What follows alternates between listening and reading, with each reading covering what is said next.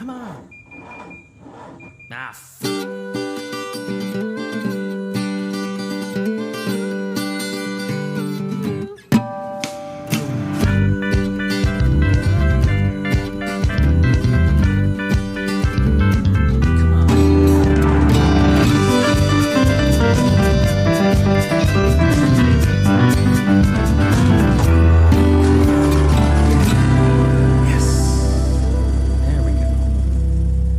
Hi, everybody. What's going on? And welcome back to the only podcast produced by three two-time winners of IMSA's Spirit of the Race Award.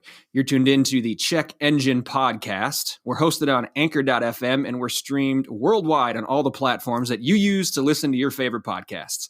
My name is Nick. Joining me as they do every week are my two co-hosts and the two guys you really want to hear from, Andrew and Tristan. Hello. Ooh, that was positive encouragement this time. Yeah. Why do we encourage him? Wait, why do we or why don't we? Yeah, why do we encourage you? That's what I have to say.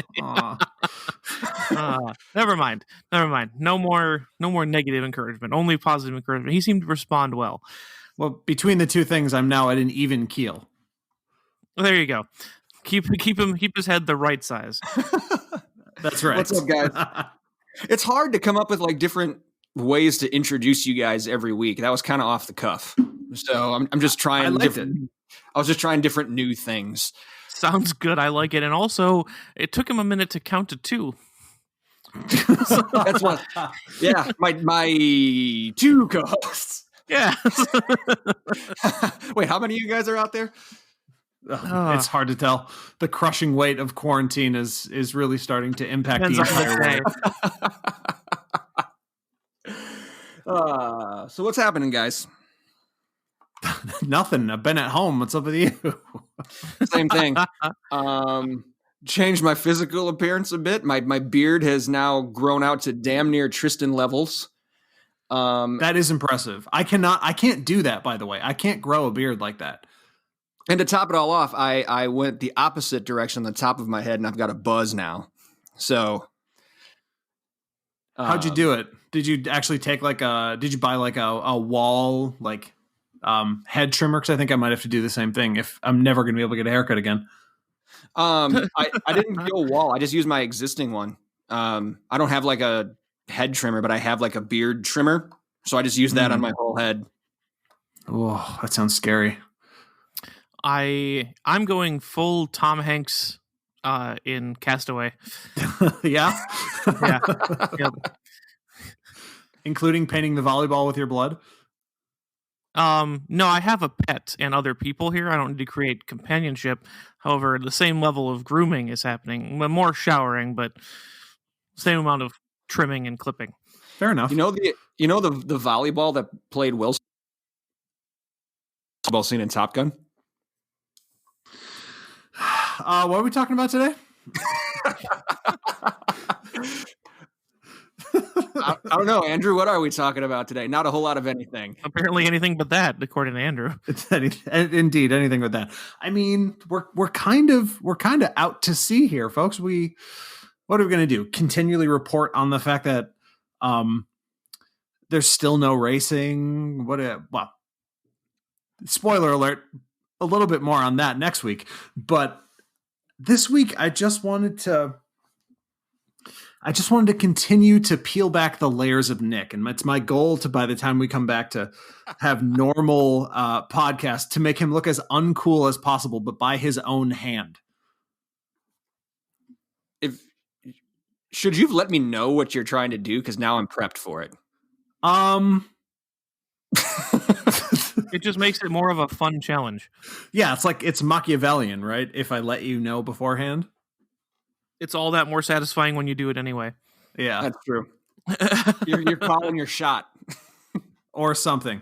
So in service of that, we're going to do everyone's favorite thing. And you know what? At this point, maybe some people out there would pine for a quality office icebreaker game. Maybe. So yeah, everyone has brought together icebreaker questions or would you rather scenarios. I found some car related ones to try to keep it somewhat on topic, but that's basically what we're going to do.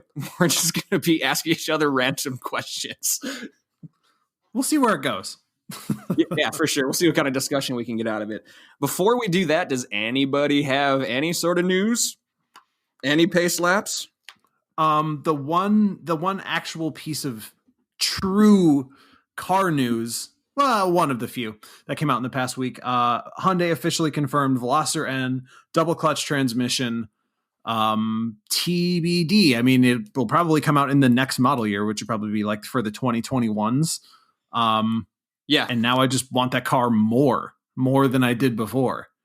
Say it is coming though. So for real. Absolutely. They did a bad job of hiding it. Like putting a blanket over the steering column does not hide that because the guy still has to flip the paddles to put it in park. They fooled nobody. So yeah, but if you're covering just the steering column in a teaser, everyone knows that's where the change is coming from. Even if the change was only going to be adding a double clutch, why not just cover the whole car anyway, just to keep people guessing? I know, right? Well, actually, I was thinking those were spy shots. Technically, I think maybe at some track, but what are they going to put where the stick shift is? Like, what do they do? More cup holders? Probably. Well, it depends on how it's set up. That's like the true. GTI has a double clutch gearbox, but still has a shifter. Oh yeah, I wonder if they're going to do that. That's a good question. I don't think there were any interior photos. It was just an official announcement about something that everybody knew. There's probably something there, even if it's like just a selector knob. I was going to say, God forbid, a rotary selector knob. God. Crap, I shouldn't have said that.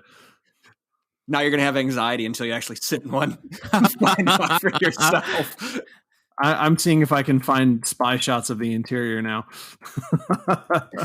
Now you're on a mission. Found out a little bit of something about Andrew. That I'm scared. Deep anxiety of rotary shifters. I just really, really hate them. And you know what? Go ahead. Sorry. Oh, okay. It's okay. There's a shifter knob there. It's okay. Oh, we're good. Woo! Well, we established that at the Chicago Auto Show earlier this year. Like, we all kind of hated that. So yeah. Well, yeah, I don't like it, but he's got a deep-seated anxiety.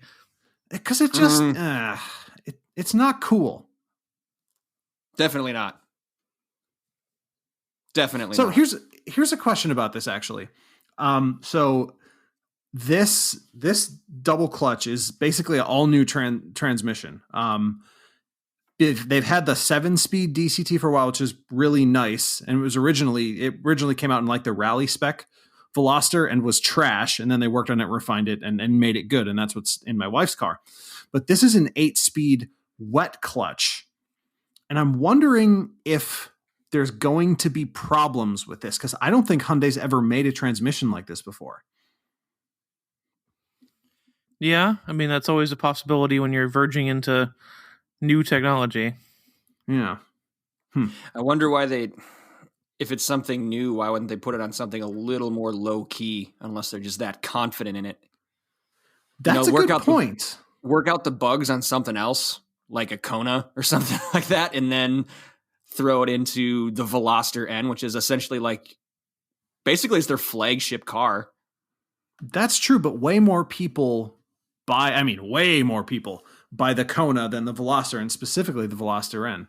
I mean, the flip side is, even if there are problems, you still have the 10-year 100,000-mile powertrain warranty on the N, so it could be worse, even if it's inconvenient. You won't be paying for it. I guess the N's probably going to see it be pretty heavily thrashed, hooked up to a high output power plant, but also in low production numbers. So if you're gonna put it into production as a test thing, it might as well go in the end, I guess. That's true. I'm interested to see that. I mean, more than half of the reason why is because I want to own this car so bad. And that would be, this is another huge selling point for me, aside from the fact that I already love the car. Yeah, like they needed to sell you anymore on it. Me specifically, exactly. You already said yes, you're in. They don't need to try to impress you anymore. But they did. Ah, Indeed, they did. What else? What else we got? I've got kind of two sides of the same coin going back to iRacing, which is basically the only type of motorsport happening right now during this time. And there is kind of the good side of iRacing, and then like the real consequences, which, by the way, Racer Magazine completely stole our headline on that. Just saying. But What did they say? Literally word for word, exactly what I put when I shared one of the articles on Facebook. My headline for it was "Virtual Racing: Real Consequences," and that's literally what they said. Like 2 days later. Nice. Like we could pull a Ferrari here. But so first, let's talk about the good side. IndyCar is also doing the virtual racing, just like sports cars and NASCAR is. And there's a driver named Sage Karam who a few years back he tore his way up through the ladder system for IndyCar. He got to IndyCar, ran like one full season. Probably, I would just say he jumped the gun. He was really young. I think he was still 19 or 20 when he first got to try IndyCar. It didn't really work out. And ever since then, the last 4 or 5 plus years, he's been essentially just an Indianapolis only guy. He's doing one race a year and he's fighting tooth and nail to try to drum up opportunity to get back into the sport full time. Well, he is killing it on the IndyCar iRacing stuff. He's sat on the pole a few times, led a bunch of laps. He's won a race. He's finished second in another one. And reports are saying that sponsors have been reaching out to him to try to put together full season deals in actual IndyCar now, because they've been seeing him stand out in the virtual side. So I think that's pretty cool. You make your opportunities however you can. So if this gets him back into the sport full time and it gets another car on the grid, help with car count a little bit, I'm all for it. So good on Sage Karam for using this opportunity to showcase his talent. And then the flip side is, I'm sure most people heard, because NASCAR is more popular, Kyle Larson, one of the most promising talents that NASCAR Cup Series had, used, as Andrew calls it, the gamer word on a public. He did use the gamer word. He on a public channel during one of the weekly NASCAR sim races, and within 24 hours was suspended indefinitely from NASCAR. Had both McDonald's and Credit One threatened to pull out of backing Chip Ganassi Racing, which was the team he drove for. So Chip Ganassi was forced to fire him. Ironically, he was part of NASCAR's Drive for Diversity program because he's half Japanese. So for him to come out and use a racial slur and then get booted while being a part of this program is just frankly irresponsible. There's no place for it. He's going to have a real tough time getting back into it. Someone will give him a shot because he's so good, but it's going to be a while, and it's probably not going to be full time. I mean, I wish to, on this podcast, be as transparent as possible and just say I want to skip all of the miscellaneous waffling about how bad it is to say the N-word. We can take that as read, in my opinion. We know it's really bad to say it, and don't say it, and all that. But my thing is actually what happened after, with a specific series of takes from Marshall Pruitt. But we can get into that a little later if we want to talk more about what actually happened. I mean, that's basically what happened. You know, he thought he was on a private line chatting with his spotter. It was public. I heard the clip, reading the article, and I got the link to Twitter, and one of the other drivers immediately went, Kyle, you're talking to everybody. And then you heard someone else really quietly in the background go, oh shit, he did not just say that. And then he says, and then somebody else says, don't say anything. Don't say anything. Yeah. I didn't hear that. I didn't watch his apology video. I didn't do any of that. His apology video was lame.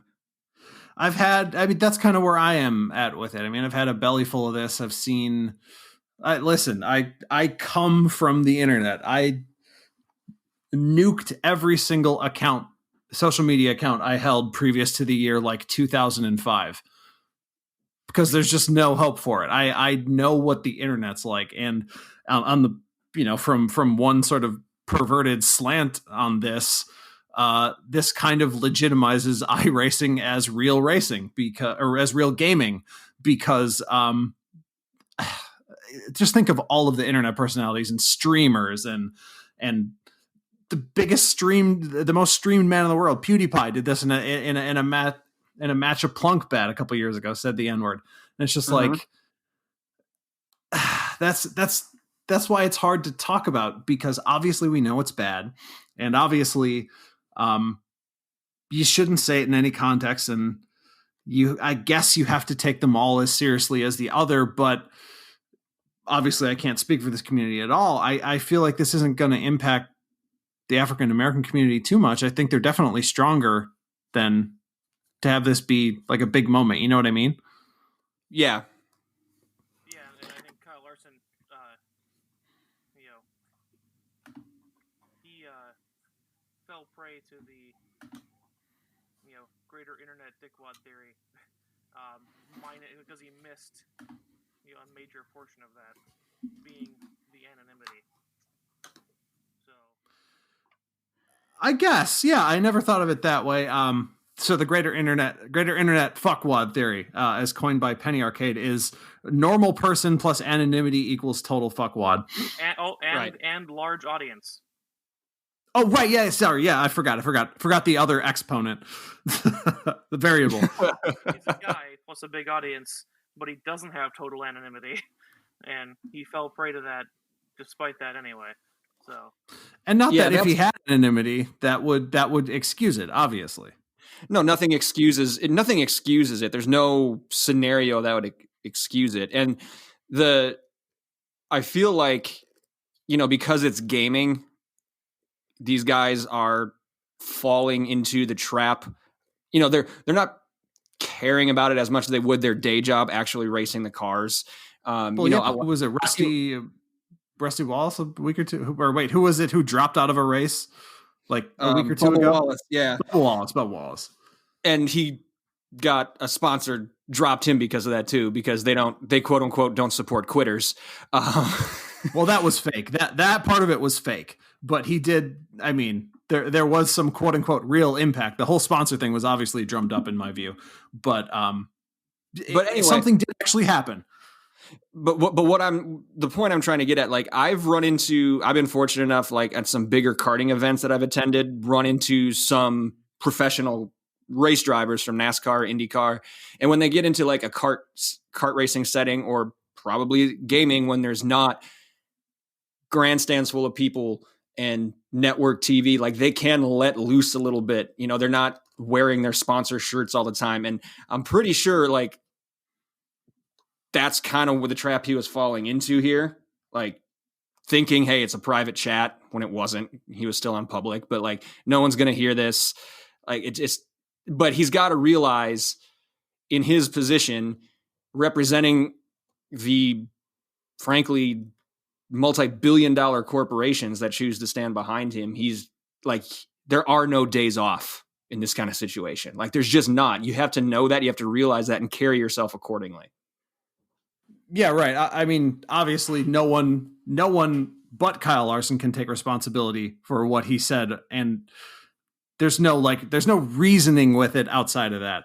But like I mentioned, my biggest issue with this whole thing, that makes it sound so bad. Not my biggest issue with Kyle Larson saying the N-word. One of the things that's not that, because that's it. That is the biggest issue. Clearly. But with that as the obvious overshadowing issue, something that caught my eye in the backlash which sadly enough, as I kind of alluded to before, is so common amongst people who are on the internet that it kind of becomes a white noise, simply because this literally happens all the time, and it's always the same story, always the same storyline, except obviously Kyle Larson's a star. And as is probably appropriate, Marshall Pruitt, also a star in covering motorsports, wrote an article about him. But it came across like the whole thing is so weird to me. And he turned this around quick. I think this came out like a day or two after it happened. But the article is called "We Don't Know Kyle Larson," and it was published by Road and Track. And to me, it's so odd. The whole thing comes across as so odd. And right from the title, like, "We don't know Kyle Larson." Yes, that is obviously true and always has been. That headline comes across to me like it comes from a Motorsports Insider, which it does. So, it doesn't connect with me on that. But man, this thing is so odd. And to kind of spoil the end, my takeaway from this piece by Marshall Pruitt is that it's not directed to the Road and Track audience. It's not even directed to his own audience, which is huge. I think this article is specifically directed to Kyle Larson. I think Marshall Pruitt is trying to get an interview, and he wants to get on the redemption story ahead of everyone else. That's what I see in here. I mean, that's his business, right? Like, if you're a journalist, you want those exclusives. You want to be the first. You want to be the only. I mean, absolutely. I'm not even saying there's anything wrong with it. It just seems very transparent to me.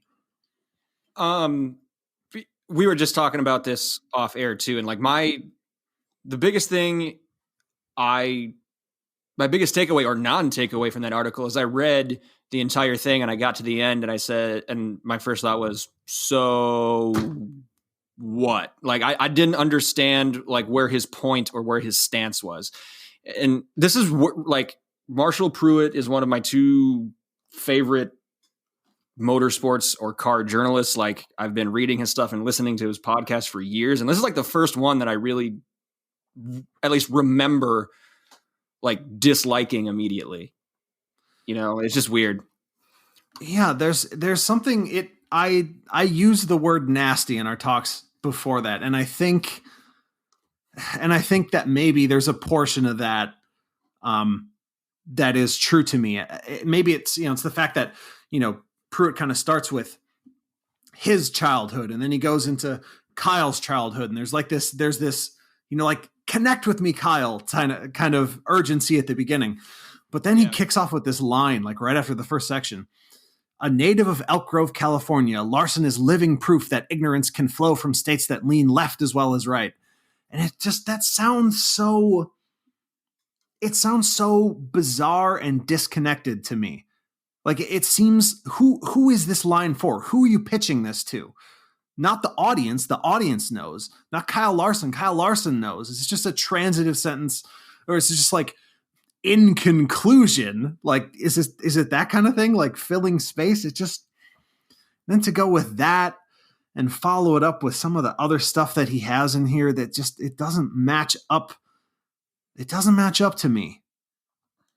This next statement.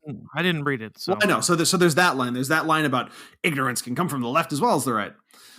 Then in here, there's another line. Another thing Larson's use of the N-word reaffirms is that while it's not uncommon for people of color to think of themselves as interconnected by shared historical struggles, there's no such thing as automatic inclusion in that group. First of all, gross. Kyle Larson can identify with his racial makeup as he chooses. If he finds himself to be a person of color, there's no disputing that. He's in that group. You can't question his I can't even say what I'm thinking. You just can't question that. You can't question Kyle Larson's race. You can't. Nope. And then further down the page, after he talks about the apology, which I'll kind of circle back to. Whether it was jousting with the N-word for fun or providing a window into a caustic view of African Americans, Larson appears to understand a grave mistake was made. No, you can't. One of the things in this article, Pruitt comes down really, really hard on Larson's apology. And the reason why this comes across as Pruitt selling himself to Kyle is exemplified in that. You can't come down on his apology and then offer him the olive branch of saying that he was said it for fun or that he was providing a window like, ooh, it was irony. It was satire. You can't do both of those things, I don't think. Yeah, because if you really think that that's the truth, the quality of the apology doesn't really matter because you're not apologizing for something that everybody thinks you were doing. You were actually doing something else, like right. And then the other part of it is the other part of it that annoys me is, and this what I'm about to say is completely fair. No, when you do this in public as a star, no apology is adequate. And that is fair. That is something that is determined by society at large. And it's completely fair for any apology that Kyle Larson would have given after he did this. Nothing would have been good enough. It doesn't matter that it was 4 or 2 seconds. It doesn't matter that it was only on Twitter. Nothing that he had done would possibly be good enough.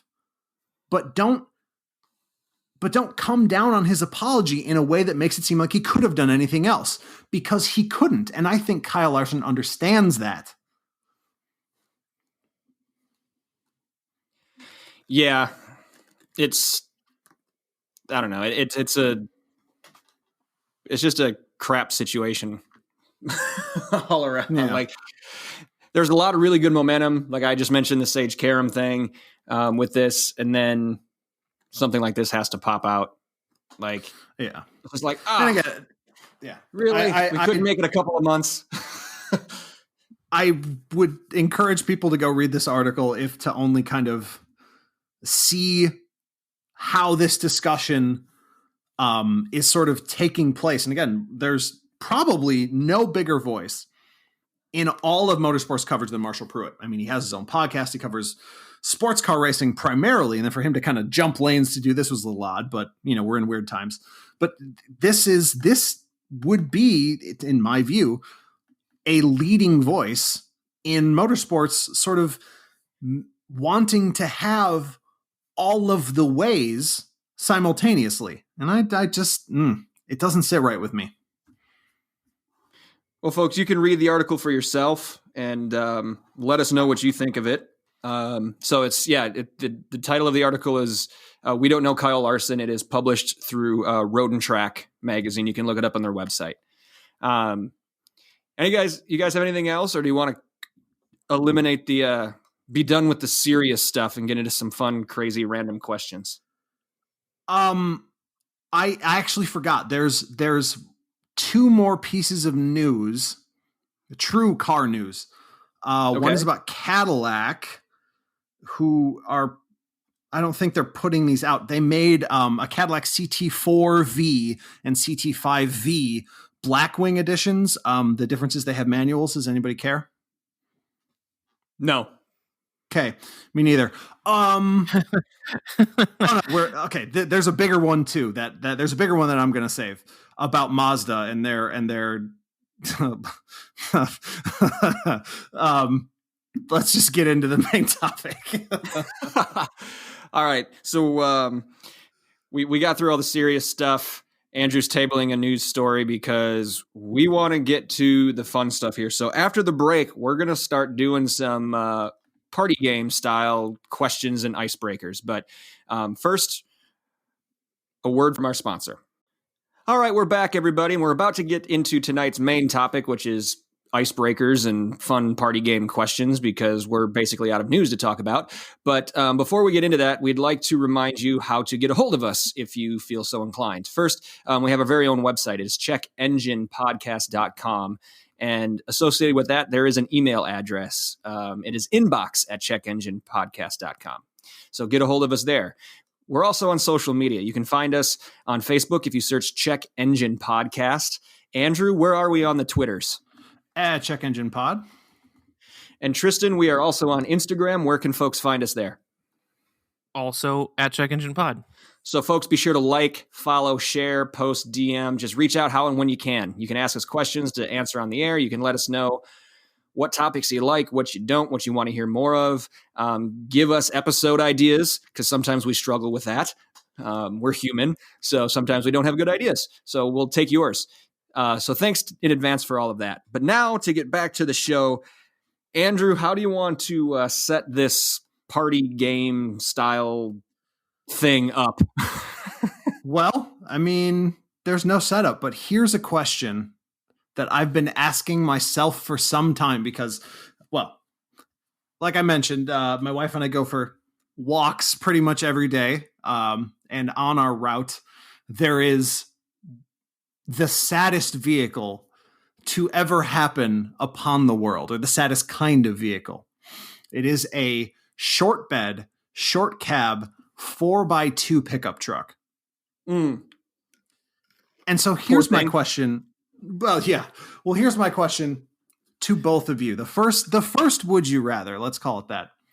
Okay. Would you rather, for the rest of your life, drive a 4x2 short bed, short cab truck, a 2000 Plymouth Voyager, or a Ferrari Dino? So the rules are this: the car will never fully die on you, but it will have all the expected maintenance that you can come, like all of the common problems, you will experience them. So for example, 2000 Plymouth Voyager, it's a piece of shit. They have a tendency to run forever, but they're just You're going to be great. driving a rusty roll cage after about 6 years. Right. The Ferrari will have all kinds of problems, but it will be a Ferrari. And the truck will just be pathetic and sad. So would you rather the truck, the van, or the Ferrari? I'm team van. Me too. I think it's an easy choice, actually. Yep, I'm going to make it unanimous. I would rather go with a van on that. I guess I should have thought of a harder thing. Because although they're kind of sad, they're not overly pathetic. They're just sad. And weirdly, despite being so sad, considerably more useful than a lot of other things Definitely in the world. True. You can put people in them, unlike the truck. Right, people, or you can take all the seats out and put probably almost as much in there as you could in a short bed truck. Definitely. Oh yeah, absolutely. And as soon as you said for the rest of your life, it's like, okay, what's going to be the most practical? If this is the only thing I have for the rest of my life, and out of those three choices, the van is the most practical. Definitely. I should have thought of a harder third option. That one was easier than I thought it was going to be. I'm going to give you guys one here, which I think also might be pretty easy. We'll start off with some softballs, I guess.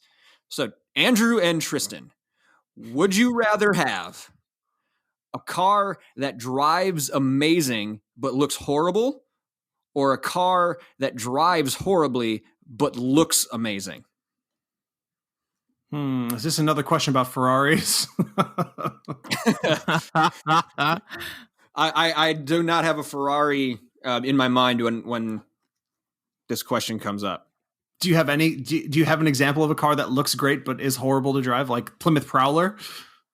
Yeah, the Plymouth Prowler. There's a good one. I mean, I wasn't keeping it any.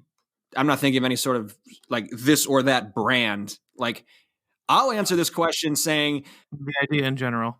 Like in general, like I would rather have a car that drives amazing but looks horrible, because the experience in the car is going to be more important to me than what other people think. Plus, you could sneak up on some people if there's someone challenging you at a red light with something that might look better than you, and then you can embarrass them. That would be fun. That's true. I mean, yeah, I spend a lot of my time inside my car. Yeah, so, I do like that advertisement that we saw at Road America that one time where it's like for that car that makes you look back at it or whatever every time you leave. Forget what it was exactly, but and there's something nice to that. Like I would say my car is not the greatest beauty at the moment, but I do often lock it and then look back at it and be like, yeah, I like that car. And, I think based on my experience with that, that's mostly impacted by the way it drives. It's just a small sedan. Otherwise, there's not a whole lot exciting about it. So, yeah, I mean, I think I drive a car that most people say is ugly now, and I think it drives well. So that was pretty Who says obvious. the Velociter's ugly? I mean, it was never like a super popular design. I think it got a lot of hate early on.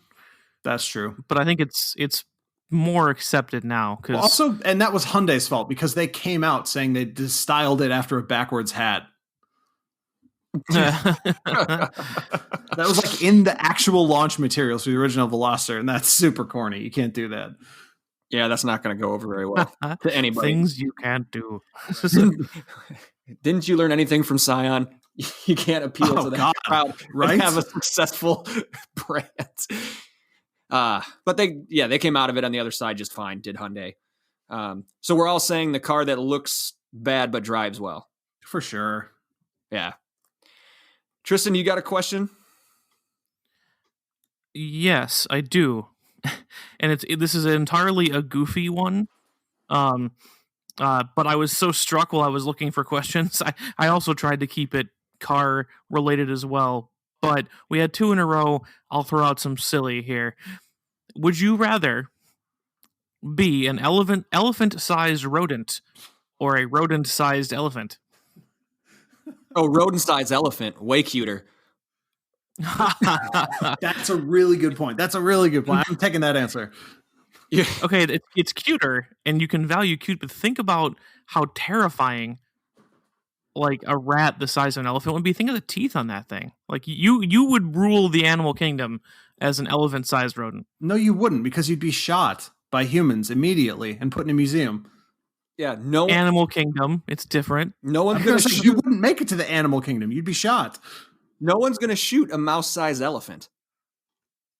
They're just going to. Yeah, they're going to keep it as pets and use it as bait in car show booths, like Subaru does with puppies. Think about the indignity, though, Nick. Think about the what? The indignity. You will end up in a Kardashian purse. Yeah, but all the peanuts you could eat. Yeah. So you're taking rat, Tristan? Well, it just says rodent. I chose my own. What elephant-sized rodent would you be? Yeah, I would probably be a rat. Rats are. Okay. Elephants are smart too. Elephants can paint. Sort of. Well, I know, but I'm just saying. They remember I'm just saying. What rodent would he asked? What rodent would I choose? That's why I chose that one. Must have missed that word somehow. All right, so Tristan's on team big rodent. Well, Andrew and I are going to be baby elephants, mini elephants. We will receive much more love. He will rule through fear. We will overtake the world slowly through love and kindness. That's right. Which, at its surface, doesn't sound much like you, Andrew. But I was gonna say, and neither does the rule with an iron fist or terrifying jaws sound like me. But see, it's at least manipulation from my. These things are revealing. So. Hey, Andrew's got an ulterior motive. That's right. That's a good question. I like that one. Here's what. Maybe I should have asked this one beforehand, but this is a question that started originally as a music artist. If you could remove one music artist from existence, who would it be? But if you could remove one car or one, not a name, but one like generation of any car, it's not that the line would stop or the lineage would die. It just never exists. What would it be? Oh man. That's a tough. You're putting us on the spot there. There's gonna be a lot of silence while we think. Yeah, go for it while we think. Mine is an easy choice. It's the first thing I think because I think about how much I hate this car a lot. The Corvette C3. If I could remove the C3 from car history, I think it would be a better place.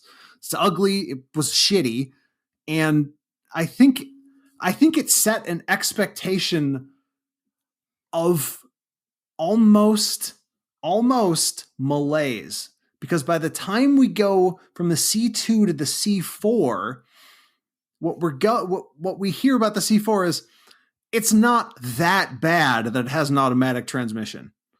And sort of like, yeah, okay. Well, at that time, automatic was seen as a luxury. Like, that was a selling point. Well, I know. But in hindsight, we can still say it's not that bad. And I feel like the C3 is the table set for that. Like, it's not that bad that it doesn't have a trunk. It's not that bad that it's so ugly. You know what I mean? So that would be my choice. Okay. I think I have mine. I'm going to go with it's the third generation of the vehicle itself, or sorry, second generation. Nope, I'm right. Third. I was right. Third generation of the Fox body Mustang, which was the first generation of the Fox body Mustang, which, yeah, in 1979 to 1993. And you look at the 1974 to 1978 one that came right before it, like, it doesn't stand a chance. And, like, even the ones after that, the fourth generation, they were on for 10 years, like 1994 to 2004, like, that actually is coming around when they're in good shape and they're a good trim model.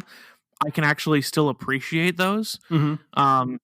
But the ones before it, like, just like it's got the 5-liter V8, you know, but like,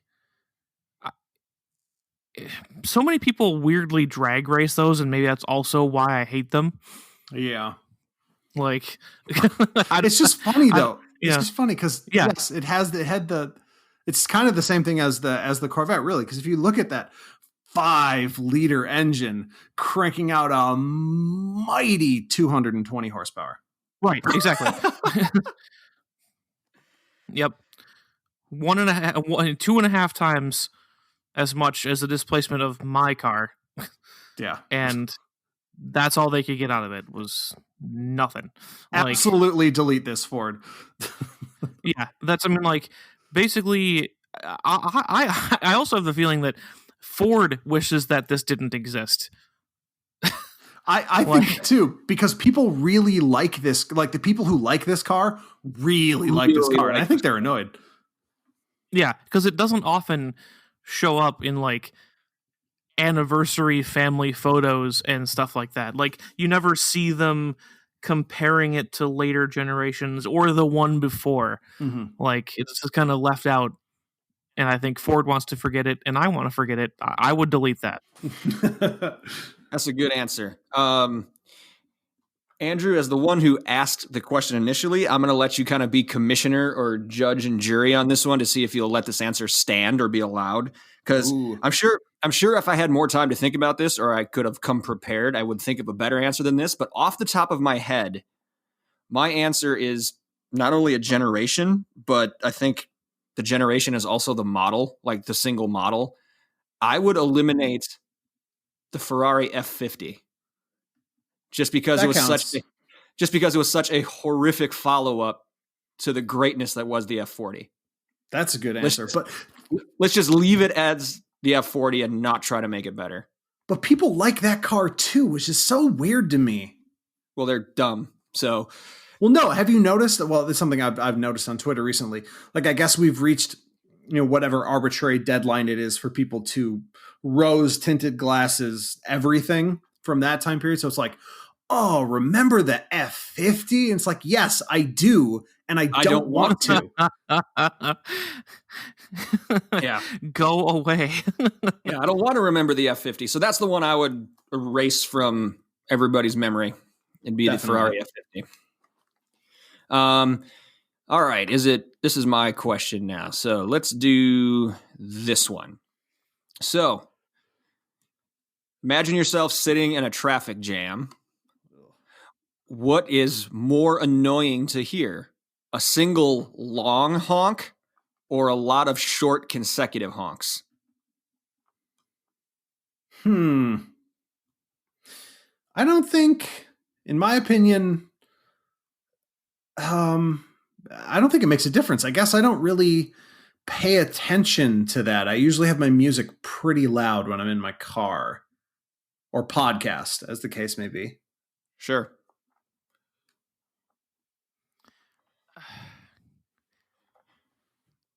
I don't really know. The one loud honk, the one long honk, I should say, like implies one attitude, and the bunch of short honks imply the other. I feel like a bunch of short honks almost are like the other person behind you is panicking, and so I find that less annoying and more like, wow, I wonder what's going on back there. Maybe I'll move. So it'll work better on me. If you long honk at me, I'm never moving. But what if it's a truck horn? So? Oh, I don't know. He's behind me. Go ahead, rear end me and buy me a new car. It's not my problem. I was going to say, but you've already had that happen once. Yeah, there was no horn. That was just squealing tires. Okay, fair. I think I would choose the series of short honks, because if I'm in a situation like a traffic jam, I'm already annoyed to be there. If I hear like one long honk, but then it's done, okay, cool. But like if I've got to be there and I can't get away, like we're not moving anywhere and it's just someone incessantly hitting that horn, I feel like that would be way more torturous. I guess it depends, true, yeah, on what's the total duration. Is the total duration the same, where it's like a 15-second honk, or a bunch of small honks for 15 seconds, or 15 1-second honks? Or a rabbit the size of the sun. Exactly. I didn't think to assign time limits to this. I apologize, guys. 100 horse-sized rabbits. Wait, sorry, it's the other way around. Oh, man. Yeah, I didn't. Go ahead. I was just going to say, this may sound like, maybe this is like, makes it clear we live in close to a small city and I live out in the burbs. Do people still honk in traffic jams? Sometimes. I find it worst in parking lots, like when you're leaving an event. Like if you're leaving a basketball game in a parking garage, or like you're leaving an outdoor parking lot like after a race and there's always that bottleneck. When you know no one's going anywhere anyway, because like Indianapolis is the worst. Like as much as I love that place, like the track is situated around 2-lane roads and there's 300,000 people trying to funnel back out to the highway. Like, you know, you're going to be sitting there for a really long time, and the police officers are controlling every single intersection. Like the stoplights are turned off. The cops tell you when you can go and when you can't. So for you to just sit there and lay on your horn, what the fuck are you doing? Like, how's that going to make any difference whatsoever? You know where you are. Like, what did you sign up for? Yeah. What did you hear about this that I didn't? So, you know, that was my take on it. Okay, that's fair. Tristan, you're up. Yes, so back for me. Again, we're going to go a little bit more ridiculous, but keep it car themed this time. If you had to name your child after any automaker, which one would you pick? Like it has last to be name, like the name on the brand, or like the person behind it? Well, I guess you could say person behind it. I guess that the question, I didn't think of it that way. I see an automaker as like the company, but you could name them after the person, I guess, for sake of that. Okay. Because mine would be easy then. It would just be Enzo. Just because that's a cool ass name. Yeah. I think that's too easy. I think you would have to do Ferrari in that case. Okay, so it is the actual like outward facing brand then. Then let me think. Because Enzo's too easy. That is just like a person's name. Okay. All right. Let me think. You guys, Tristan, do you have one? No, I was going to pick these at random, so I was on the spot just as much as you guys were. Got it. I was trying not to curate my answers ahead of time. Well, here's where my head's at on it. If you went with Ford, you would at least have the excuse that it's a character name. Right. You could say you were naming your child Ford Prefect. Exactly. That's a maybe from me.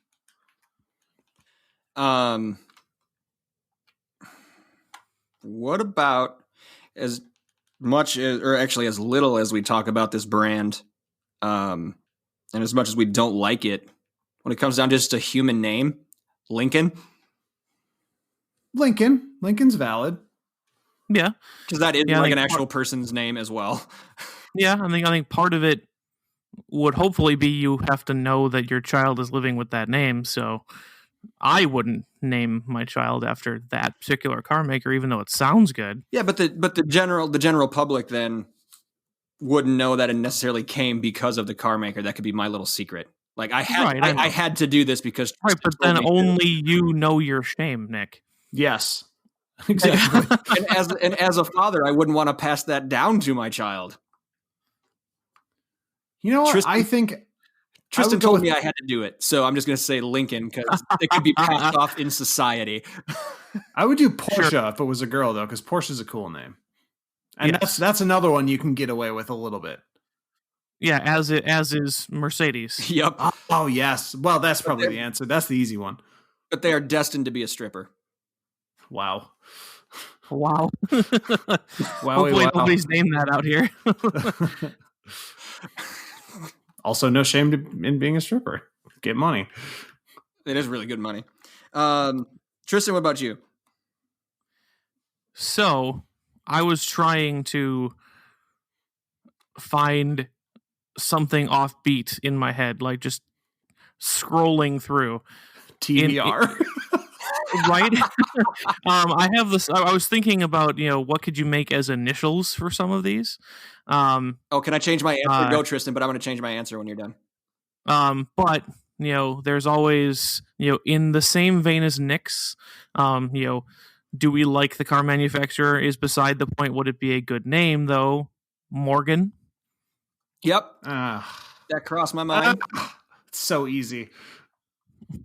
In the more, in the more out there category, you could, give them a legal name, but then they go by a nickname, which is, that's stretching it. You could name your child Jaguar and call them Jag, and then you'd have to live with that. I feel like that would be tough. I don't know why. That seems like that would be a tough name. Yeah. Yeah. So those are the angles I was working on. Is like, can you shorten any of them to at least reasonable nicknames? Because working with the entire Active Directory at my company, I realize a lot of people don't go by their legal names. So you could go by a short name or whatever, or initials. That was another one that popped through my head. Ariel, if it's a girl. There you go. Yes, that's quality. A good one. That's a quality. I guess there are a lot more of these for girls than for guys. I'm gonna change mine. My new official answer is Bentley. Oh God. Chevy, does that count? Chevy. Well, that's short. Chevy. The legal name is Chevrolet. You have to shorten it. Right, exactly. Chevrolet Tully goes by Chevy.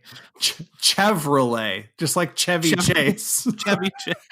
I'm Chevrolet Tully, and you're not. Chevrolet. No, it's and then you have to correct everybody. It's like, oh, your name's Chevrolet. No, it's Chevrolet. Excuse you, Chevrolet.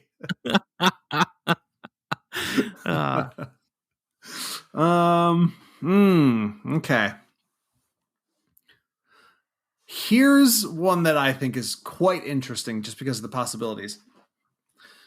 If you could, the question I had phrased is, if you could live at any track in the world, which one would it be? Let's say if you could have a vacation home within a quick walking or driving distance to any track in the world, which one would it be? Ooh. Excluding Road America? No. Any track in the world. Oh my god, this is so hard. Right, because this not only drags in, like, what track are you near, but it brings in the question of where are you actually living? Right. True. So, like, Monaco, because there you go. I live in Monaco. It's like, ooh, Monaco. But that's a good one. Somewhere close to Spa would be cool. That's a really pretty area. Spa would be amazing. The Nürburgring is a very pretty part of Germany. And how so many? There's so many, like, freaking, like, how cool would it be to live in the shadows of Mount Panorama in Bathurst in Australia? Like, ooh, that's a really good one. That's a really quality one. Or when I got us lost and we drove around the lake in New York near Watkins Glen. Oh, that was so pretty too.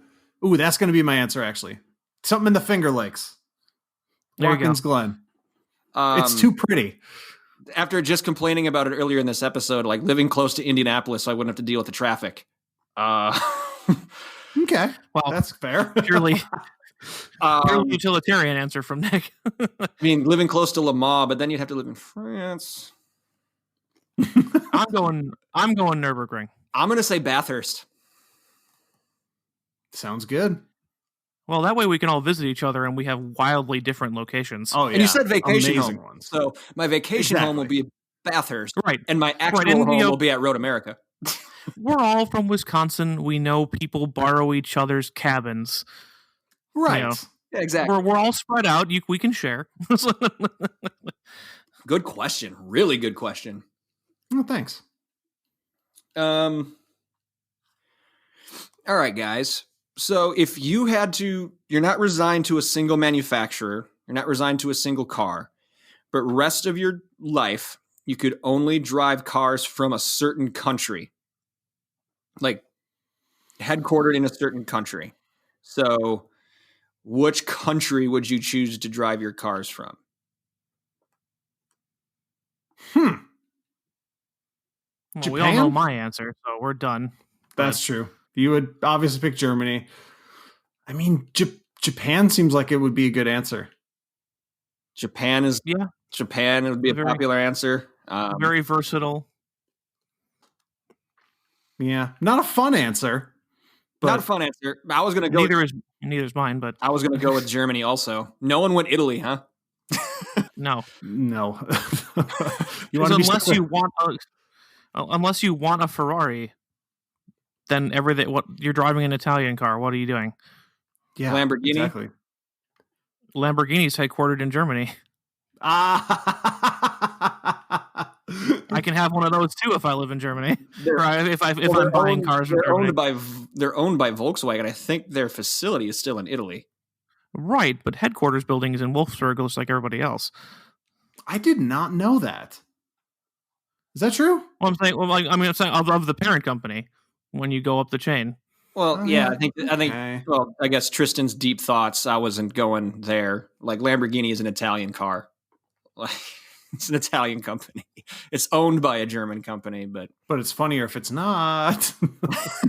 We'll let it go both directions. Yeah, yeah, exactly. If you live in Germany or in Italy, you can. If you choose Germany or Italy, you can drive a Lamborghini. We'll let it slide. I would go Germany too, though. Really? Yeah, there's a lot there. If you want stuff that's practical. If you want fun hatches, if you want sedans, if you want sports cars like Porsche or big AMG GTs from Mercedes, like fast station wagons. R8s. True. Like there's a lot. There's a lot in Germany and a lot that's good in Germany. So, all right, that's fair. Tristan. Now, if you put the restriction that you had to maintain your current job, it would be Japan. Oh God, yeah, right. Because I can't afford a lot of those. Yeah. Yeah, then I would switch my answer to Japan for sure. I'm just smart enough to pick Japan off the strength. Yep. Yeah, look at you thinking ahead. Tristan. All right. So, if you could invent a vehicle that could run on any substance as an alternative fuel, science be damned, what would you choose to have your vehicle run on? Seawater. Very practical choice. Super practical. Power from the sun. Also practical. And I'm not talking like solar panels. I'm talking like actual like sun. Solar fusion. Yes. That sounds good. That sounds great. Also sounds like you would... I wouldn't want to get into an accident with that car. Wow. Talk about risky business. Right? You could also think about like, what good could your car do? Kind of like the, Mr. Fusion from Back to the Future, where it's like it just runs on garbage. That's true. That is a good point. That would be good. Like you could clean up all the landfills by driving your car everywhere. We got mad seawater and can't do anything with it. Was my thought. Well, it has a job. It needs to, a lot of it needs to stay there. It has a job. Yeah. It's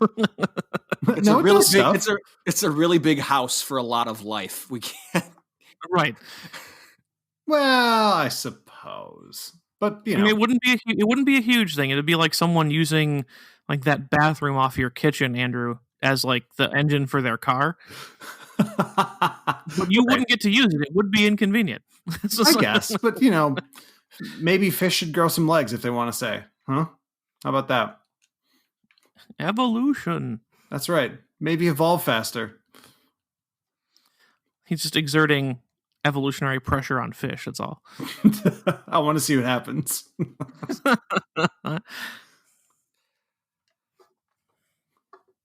Wait, is it already back to me? Yep. Swung it back around the horn. God. I'm not ready for this. Okay. This is kind of a dumb one, but it was based off of the fact that as far as I can tell, really, the only indoor motorsports is monster trucks. What racing would you put in a dome? At least as far as car racing goes. Right, yeah, because obviously motorcycles as well. They do have some midget races inside, so dirt racing. Yep, very few. Like there's only 2 or 3 venues that do it. I did not know that. So, but yeah, monster trucks. Otherwise, yeah, it would be the only thing. I mean, the space is too small for car racing. Like, assume that you could build a dome large enough. Yeah, I guess that would have to be part of it. Because there is a practical reason these things don't happen in a dome. We're ignoring that for now. Right. Or you could just say karting, I guess. You can say karting because those tracks are usually pretty small, relatively speaking. I was thinking like putting cars in an existing dome.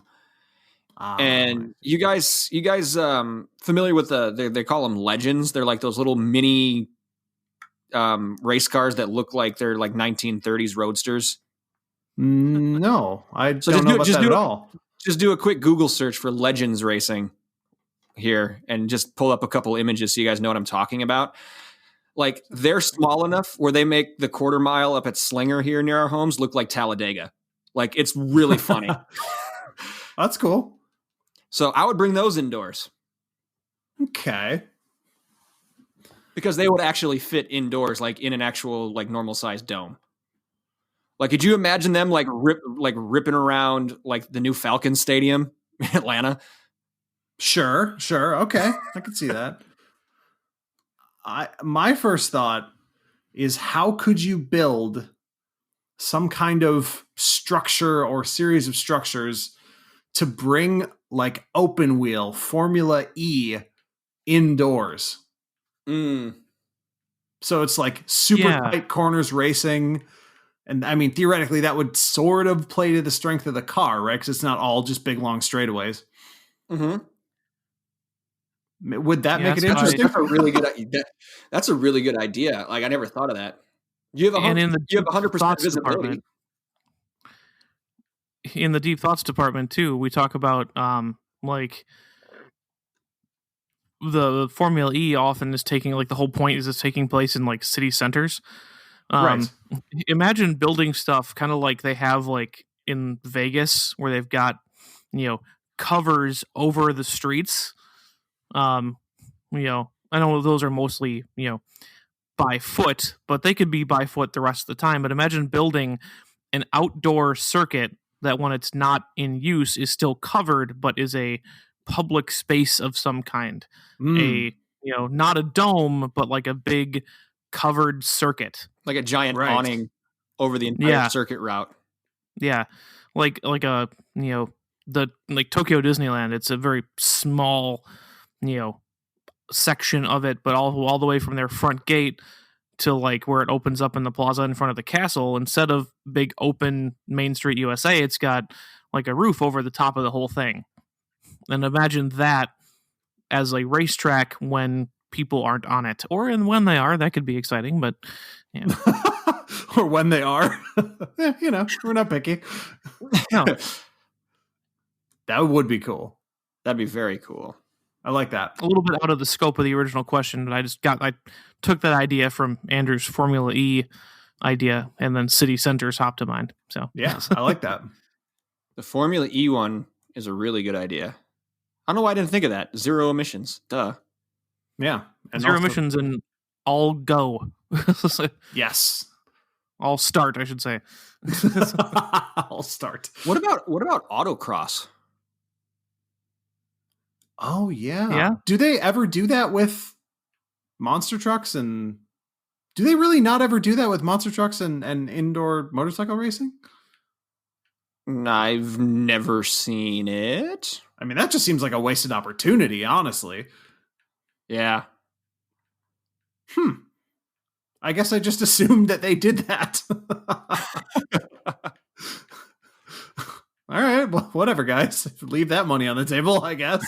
I wonder why. I mean, I guess space, but you could make it feels like you could make short tracks in the same. Oh God. Is everybody okay? It was me hitting my mic stand, and that was very quiet to me, so I can only assume it was the loudest thing ever on the recording. Transferred it all right into the recording. Sorry, everybody. But yeah, it seems like it would be easy to create short dirt courses for those cars, either before or after they build all the hills. Yeah. Yeah. Interesting question. Is it back to me? Mm-hmm. Ha, see? I wasn't the only one. Damn it. Caught me off guard. Let's scroll through, see what other ones we can talk about here. That's dumb. Okay. This one's, we'll say, half off the topic of cars. Would you rather have a personal chef who can prep any meal at any time of day, no questions asked, or a chauffeur that drives you to and from anywhere you want in any vehicle you choose? I have questions about the questions the chef would be asking. Right. No questions asked. I should say money is no object. Sorry, I didn't word that. I was like, what kind of eating desires do you have? Like people? Chef, human flesh, please. Okay, I won't ask questions. But yeah, that's hard because I really, really like cooking. So I guess it would have to be the driver, but I also like driving. Yeah, I'm of two minds because because this isn't to say you couldn't do either. So like, let's just say like you come home and you're like, I want to cook this meal. I had it in my head for weeks. I'm going to cook it. It's not like he's going to chase you out of the kitchen with the butcher knife that you bought him to cook you dinner with. Like, that's, you can still do that. And the same for driving. So there's like that moment where, like, for us, like Monday is the night, well, when we had a weekend that meant anything and we were going to work. We're mostly cooking now anyway. But, Monday was our like do nothing day. We would just pick up pizza on the way home and not cook, not do anything when we come home. In that circumstance, it'd be great to be like, I don't want to do anything, but I want something really elaborate for dinner. Chef, do the thing. But it would also be nice to like be able to go out and drive when I choose to go out and drive, but then also be like, yes, I'm going to work. Chauffeur, take me to work in the back of the Maybach S class. Like, I'm going to sit and read the paper, and you can take me to work. Commuting does not bring me joy, even in nice cars. I've done it in bad cars. I've done it in nice cars. There's nothing joyful about it, no matter what you drive.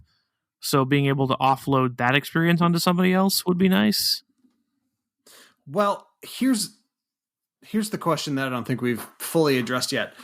If you have the chauffeur, can you drive the car that he brings? A chauffeur that drives you. So you can't drive the car. You cannot drive the car. You are being driven. But I guess I still have like Tristan said, it can be in any car. Right. Jeeves, yeah, I guess come around the Lambo. We need to go to PetSmart. No one wants to ride in the Lambo, right? But it's any car. I guess it's just like the being in the passenger seat of the McLaren F1 is less cool.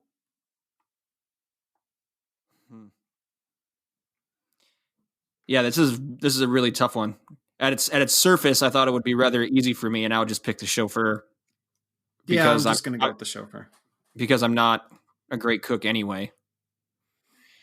So yeah, I'm improving, but it's effort.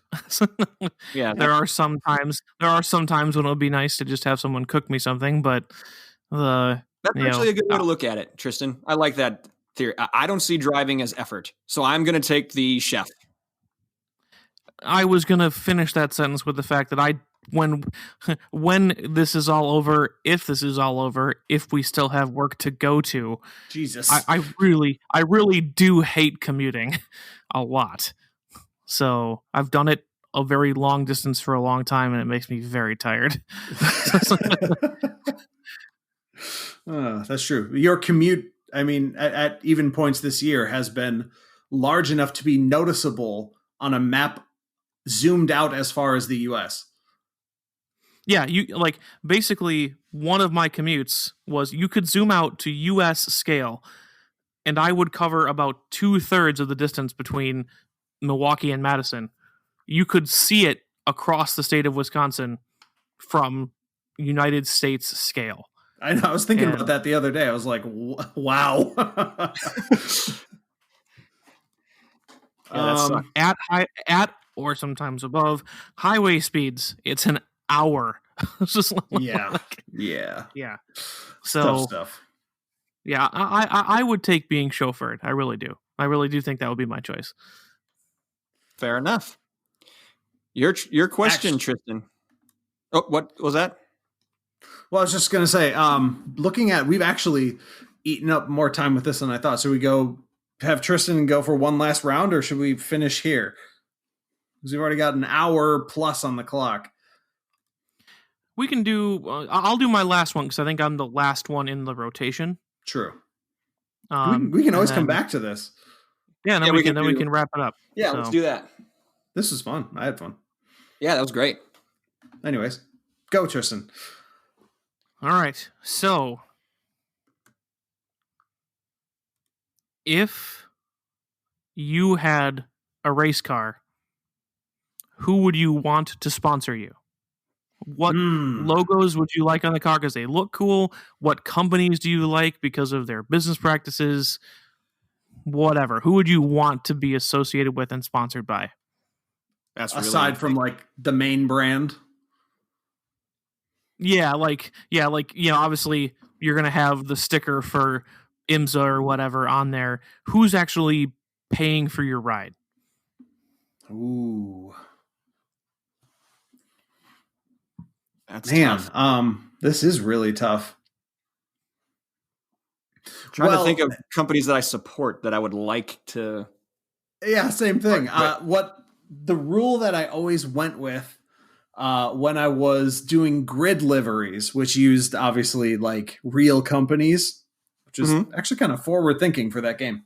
But I would always use or try to get brands that I actually liked. Or used in real life, because some of them were like headphones and like lifestyle brands, Razer, computer stuff. Mm-hmm. I guess if it's car related, I'd have to go with Royal Purple, the oil, because I mean, I love purple. So that would be cool. Plus that logo would look awesome all across the side of the car. That would be great. It would. It does not have to be car related to be clear. True. I guess, let's see what else would be cool. I've always wanted to see, ever since the F1 Ferraris had AMD logos on them, I've always wanted to see a technology company in the primary sponsor slot, something like AMD or Intel, or even something like Corsair or Red Dragon, who makes a bunch of computer peripherals, because they always have cool logos. MSI. MSI would be so dope. Oh my God, that'd be such a good one. There was an Apple primary Porsche back in the day. Yes. Really? Yeah, 953 Porsche race car. And as a nerdy Apple person, I think that would be fun because you could play with. Oh my God! Look at this livery. Play with current and previous aesthetics and logos and products, and like you could make the whole thing, look like a classic.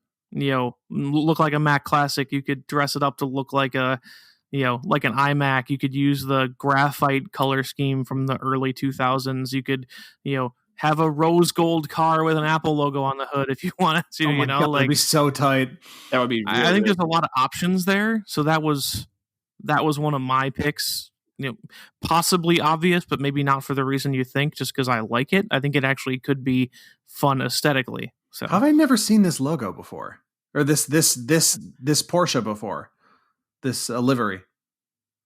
I don't know. Maybe you weren't looking. Perfect. The wheels are different colors. The front wheels and the back wheels are different colors. It's a pretty sweet one. Incredible.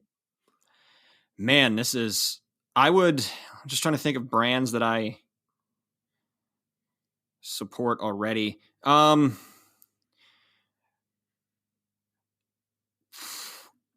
would like, let's see, I either Kamoa as a lifestyle brand, because it's already involved with motorsport, being co-owned by Fernando Alonso. I was gonna say, I think that's cheating, bro. But it's not primary. It's not primary anywhere.